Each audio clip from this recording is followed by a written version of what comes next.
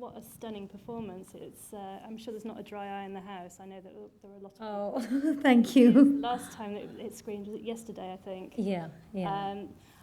Could you just tell me initially what attracted you to the role, and how did you sort of come to do the film? I was actually in London when I first got a call from the director, and he sent me the script. And I had seen his first film. It was a very small film in a regional language in India, in Marathi. He had done, and it won a national award in India. And I quite liked that film. And what drew me to this script is, again, a very powerful woman character. It's, the center of the film is the boy and the mother. And most of the times, you do get scripts which are very male centric. And this wasn't one. And, for an actress, it was quite wonderful. And the sort of choice that the director made, that, in a North Indian village in India, which is a very male-dominated society, he chose to keep the father or the man of the house mute. And he made the woman speak everything that he wanted to talk about through the film. And that was something that I found really interesting as a device and as an actress as well. I think it's very interesting that, on the face of it, it's a very simple story, about a journey to see, the circus. But there's a lot going on there. There's a political subtext. It's actually, it's quite critical of the Indian political system. Yeah. Do you feel that the criticisms are warranted? Would you say? Yeah, the thing is that it's all true, right? That you move into the interiors. There are quite amazing things that we saw when it's not new to me because I do travel quite a bit through other films as well. But every time I go into the interiors, these are images that come to me. Especially like when I was researching for this particular character and I went into the villages, learning how to cook and drawing the water from the well, from the local village women there. They didn't have electricity, they didn't have roads, proper roads, they didn't have a hospital in the near vicinity. They all had mobile phones. And they have their mobile phones in their blouses here with colored lights.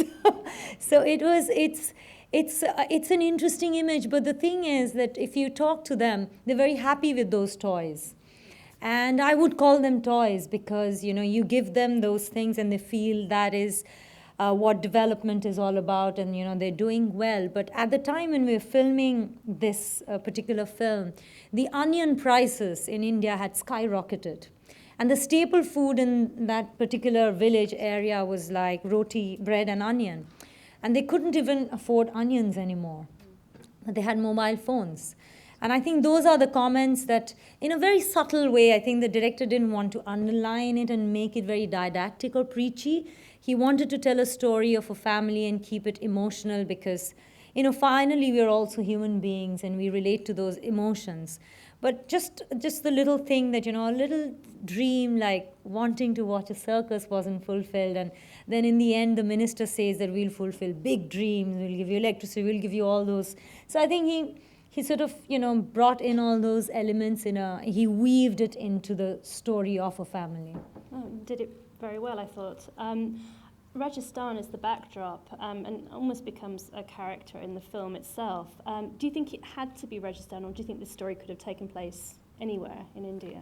I think it could have taken place in any village, it could have been the same thing. I guess a lot of filmmakers do choose Rajasthan because of the beautiful light, and it's also that, poverty, that's my own experience. Maybe I'm judging it in a different way. I think poverty in the villages is not as depressing as it is in the cities because they still have a community living. And they breathe fresh air and they run into the beautiful landscape. If you look at the kids in the film, it is very much a reflection of the real life as well. Like, in spite of the fact that they don't have anything, it's not oppressive, depressing like in big urban cities where, the slum living is really sort of, at least that's how I view it, and that's how a lot of creative people also view it. And I think, the lights are so beautiful, the landscape is so picturesque, and Rajasthani costume is just so colorful and so, stunning. And I think that's why visually a lot of filmmakers do choose that area and the music is very rich culturally as well. That whole area has a lot of history and music. And I know that you were one of the only actual experienced actors in the film. So was the rest of the cast drawn from that area?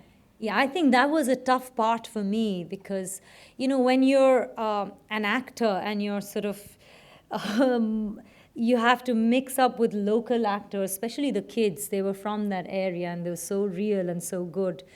And when I met them, I was like, oh my God, it's also the dialect of that regional language that I had to pick up and the body language. Of course, the actor who played my husband, he's also a well-known actor.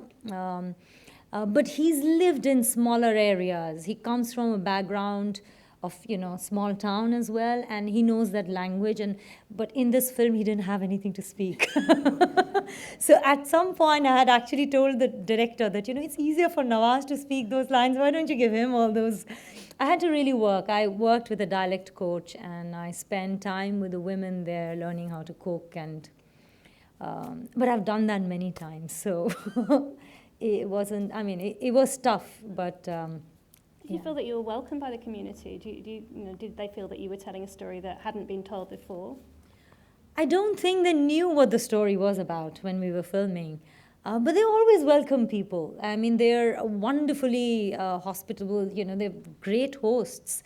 All the time that I spent in the village, I was eating with them. I was sleeping in their homes. And, I mean, we had makeup vans and trailers, but I mean, thankfully, we shot it in the winter, so it wasn't that hot.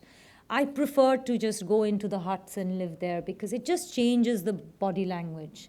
And I prefer to spend more and more time with them. And they were wonderfully welcoming, and though we didn't understand each other's language, because the language we use in the film is a little more universal than the typical dialect there, because otherwise it doesn't translate into the mainstream Indian audience. So we sort of mixed it a bit. We brought in the flavor of Rajasthan, but we didn't keep it absolutely pure Rajasthani.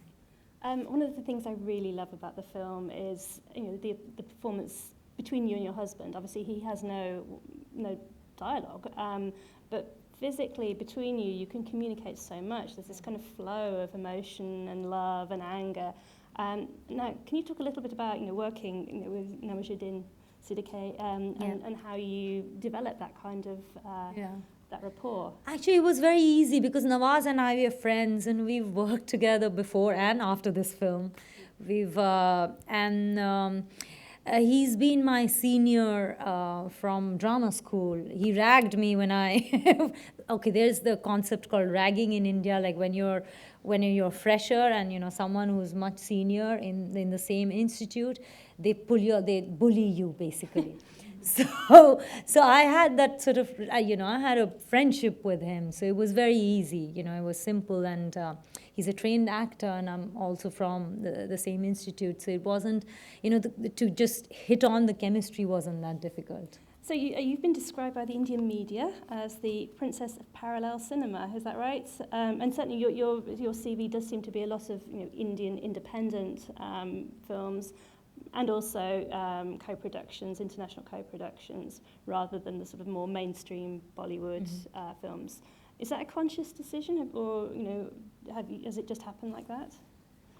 Yeah, it is partly conscious because, as I said, that especially in mainstream Indian cinema, women are treated as just I just watched a film before coming here where the heroine or the woman in the film, the lead part, she comes in only the 15-20 minutes of the film, and most of the times the camera is on her waist and not even her face.